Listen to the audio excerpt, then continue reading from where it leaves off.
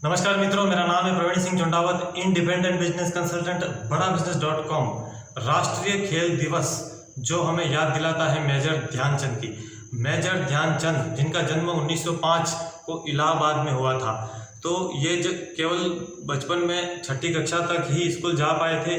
घर पे बहुत ही आर्थिक स्थिति खराब थी, गरीबी थी, बहुत अभाव थे। तो इन्होंने बचपन में बहुत संघर्ष झेले हैं, बहुत कष्ट पीड़ाएं संघर्षों से इनका बचपन गुजरा है। तो जब ये 16 वर्ष के होते हैं तो उसी समय ये आर्मी को ज्वाइन कर लेते हैं। इनके पिताजी भी आर्मी में थे और उनके ट्रांसफ़र बार बार अलग अलग जगह पर होते रहते थे।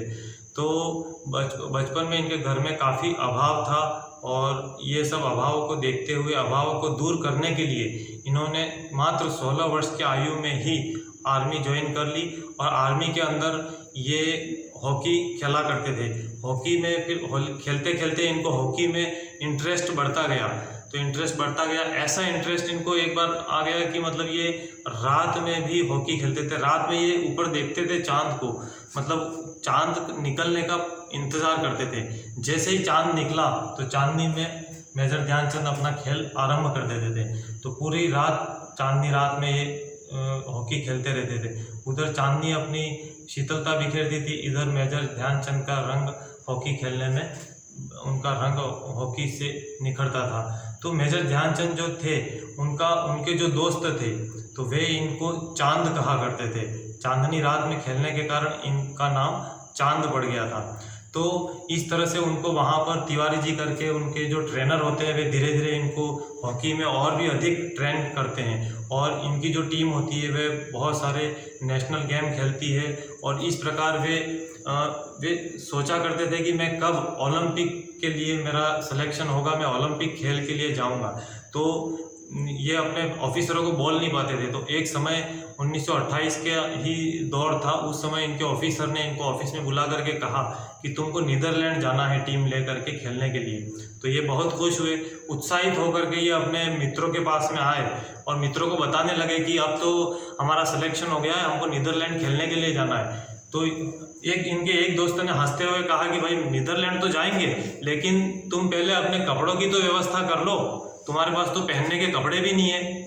तो यहाँ पे इनकी एक और टेंशन शुरू हो गया, क्योंकि वास्तव में उस समय उनके पास में इतने कपड़े नहीं हुआ करते थे।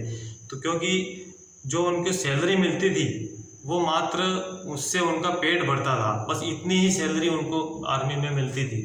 तो कपड़े उनके पास थे नहीं। तो उन्होंने फिर प्लानिंग बनाया, सोचा कि मैं चलो आर्मी की जो ड्रेस है मेरी, वो ड्रेस पहन के ही वहाँ पर रह लूँगा। तो वे जाते हैं, पूरी उनकी टीम तैयार होती है और शिप पर जब वे सवार होते हैं तो शिप पर सवार होकर के वे जाते हैं नीदरलैंड की तरफ। तो रास्ते में जहाँ पे भी स्टॉप आते हैं, टापू आते हैं, वहाँ पर जब शिप रुकता था बीच बीच में, तो वहाँ पे वे अपनी हॉकी खेलते थे।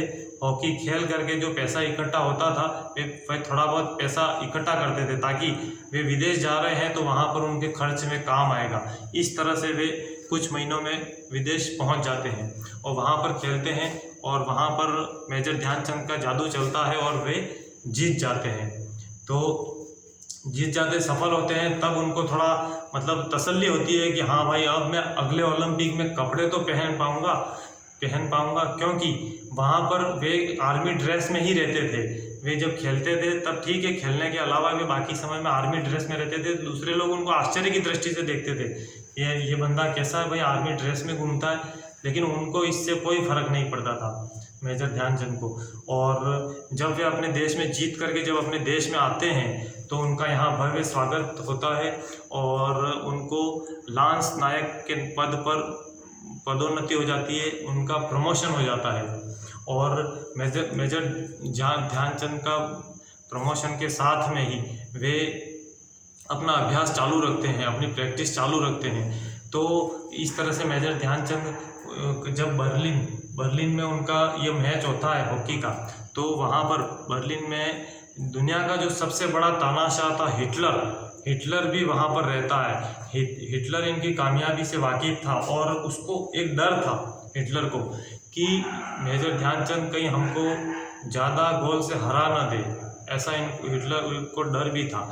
तो वहाँ पर जब मैच होता है बर्लिन में जब मैच होता है जर्मनी के खिलाफ, तो 16-1 से उसको बिल्कुल रौंद डालते हैं, बर्लिन को हरा देते हैं। तो उस 16-1 में जो 15 गोल होते हैं वे केवल मेजर ध्यानचंद ही दागते हैं, मेजर ध्यानचंद ही वे गोल लगाते हैं। तो इस तरह से जब वहाँ पर जर्मनी हार जाता है तो उसी समय वो बहुत गुस्से से तिल मिला जाता है, गुस्से से तिल मिला जाता है। और जैसे ही वह अपने मंच से नीचे आता है, हिटलर क्रोध में तिल मिलाता हुआ, और वह आदेश देता है कि इसकी हॉकी, इसमें ध्यानचंद की हॉकी को लाओ, हॉकी को तोड़ो, इसकी हॉकी में जरूर चुंबक है, तभी वो गेंद जो होती है वो हॉकी से चिपकी रहती है, इसकी हॉकी अभी पता चल जाएगा, इसकी जो इसने चुंबक लगा करके अंदर खेलता है। तो इस तरह से वह ऑर्डर देता है और पूरी हॉकी को तोड़ दिया जाता है, तो अंदर चुंबक नहीं निकलता है। और फिर हिटलर तिल मिलाता हुआ, गुस्सा करता हुआ वहाँ से चला जाता है वापस। और दूसरे दिन हिटलर मेजर ध्यानचंद को अपने रूम में बुलाता है, तो रूम में बुलाता है और फिर उसको पूछता है कि तुम हॉकी खेलने के अलावा और क्या करते हो। तो मेजर ध्यानचंद जी कहते हैं कि मैं आर्मी में काम करता हूँ। तो आर्मी में काम करते हो, अगर तुम हमारी जर्मनी के लिए काम करोगे तो मैं तुम्हें 100 गुना अधिक पैसा दूंगा और बहुत बड़ा पद दूंगा, तुमको प्रमोशन कर दूंगा। तुम्हारे देश ने तो तुमको क्या दिया है, तुम्हारे देश ने तुमको क्या बनाया है। क्योंकि यहाँ पर बात देश की आ गई थी, बात देश की आ गई थी, इसलिए मेजर ध्यानचंद कहते हैं कि मेरे देश का काम नहीं है मुझे बनाना, मेरा काम है मेरे देश को बनाना। इस तरह मेजर ध्यानचंद वहाँ बोलते हैं। तो उसी समय हिटलर उनके सामने घूरता है। हिटलर जब घूरता है तो उनके आसपास के जो लोग होते हैं उनकी घिघी बन जाती है, उनको लगता है कि बस अब ये ख़त्म, अब नहीं बच पाएगा। तो क्योंकि हिटलर के बहुत सारी कहानियाँ उसमें प्रचलित थी, क्योंकि वो तानाशाह था उस समय। तो बस इस समय तय था कि बस अब मेजर ध्यानचंद अब नहीं बच सकता। लेकिन फिर हिटलर उनको कुछ नहीं करता और इस प्रसंग से मेजर ध्यानचंद का यश बहुत ज़्यादा बढ़ जाता है और वे पूरे सुप्रसिद्ध हो जाते हैं। और मेजर ध्यानचंद हमको इसी प्रकार उन्होंने हमको 3 ओलंपिक गोल्ड मेडल हमारे देश को उन्होंने दिए हैं और अपने जीवन काल में उन्होंने 400 गोल दागे थे।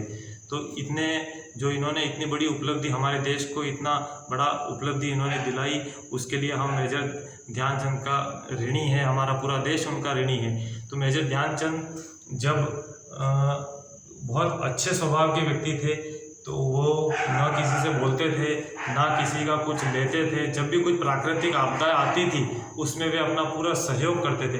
एक समय तो इनके पास में इतना पैसा नहीं था और भूकंप आया हुआ था, तो इन्होंने क्या किया था कि अपना ऑटोग्राफ बेच करके उस भूकंप में इन्होंने सहायता की थी। लेकिन एक दुर्घटना घटी, अंत समय में इनके पास में पैसा ख़त्म हो गया था, पैसा समाप्त हो गया था। तो इनको क्या हुआ था, लीवर का कैंसर हुआ तो इनको दिल्ली एम्स में इनको भर्ती कराया गया, वहाँ जनरल वार्ड इनको दिया गया क्योंकि इनके पास पैसा नहीं था। इनको किसी भी तरह की VIP ट्रीटमेंट वहाँ पर नहीं मिली थी। तो ये एक बहुत अनहोनी, एक बहुत बुरी बात उनके साथ में घटी थी। तो मेजर ध्यानचंद आज भी हमारे दिलों में जीवित हैं। वे एक स्वतंत्रता सेनानी से कम नहीं थे।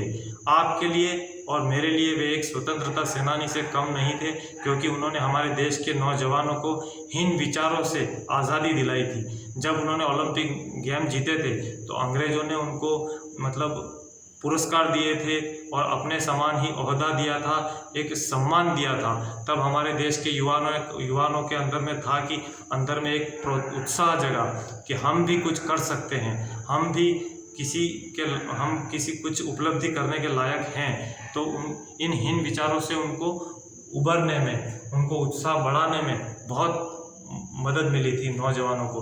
तो वे एक स्वतंत्रता सेनानी के समान ही थे। तो और इस तरह के अगर आप और भी प्रसंग सुनना चाहते हैं तो नीचे कमेंट बॉक्स में आप कमेंट करके बताएं कि आप कौन से क्रांतिकारी के विषय में मेरे से सुनना चाहते हैं। आप जैसा कमेंट करेंगे मैं उसी प्रकार के वीडियो आपको देता रहूँगा। और कुछ कमियां हो तो आप कमियां भी बता सकते हैं। आप जैसा आप कमेंट करेंगे उस हिसाब से हम प्रयास करेंगे अपने वीडियो को बनाने का।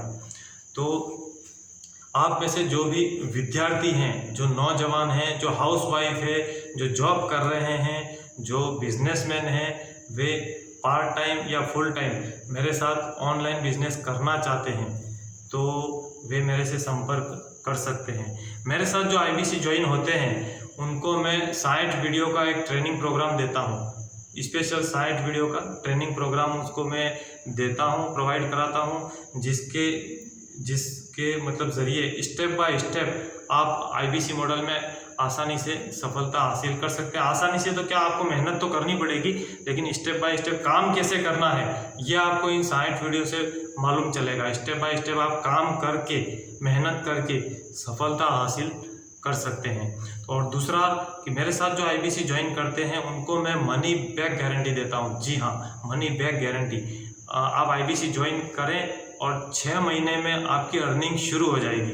अगर अर्निंग शुरू नहीं होती है तो आपको पैसे पूरे वापस कर दिए जाएंगे। हालांकि मेरे साथ में जो IBC ज्वाइन विद्यार्थी भी बहुत सारे हुए हैं और बहुत सारे दूसरे बड़े उम्र के लोग भी हुए हैं, तो वे लोगों का अर्निंग पहले महीने से ही शुरू हो जाती है। कईयों की दूसरे या तीसरे महीने से तो शुरू हो ही जाती है। फिर भी हमने 6 महीने का एक समय रखा हुआ है कि 6 महीने के अंदर अगर आपकी अर्निंग शुरू नहीं होती है तो आपको पैसा वापस कर दिया जाएगा। ये मनी बैक गारंटी है दोस्तों। तो अगर आपको अपने आप पर, अगर आपको मुझ पर, हमारी कंपनी पर विश्वास है तो आप मेरे से संपर्क कर सकते हैं 7357991877 इस नंबर पर। और PS चुंडावत करके जो मेरा यह चैनल है इसको आप सब्सक्राइब कर लें और वीडियो को लाइक ज़रूर करें और शेयर ज़रूर करें। व्हाट्सएप के जो ग्रुप हैं उन पे, फेसबुक पे आपके जो ग्रुप हैं उन सब पर सब तरफ शेयर करें, क्योंकि अच्छी चीज़ें शेयर करने से हमारी इज्जत बढ़ती है, इसलिए शेयर ज़रूर करें। और इसी के साथ आज का हम यह वीडियो समाप्त करते हैं। मिलते हैं नेक्स्ट वीडियो में, तब तक के लिए जय हिंद, वंदे मातरम।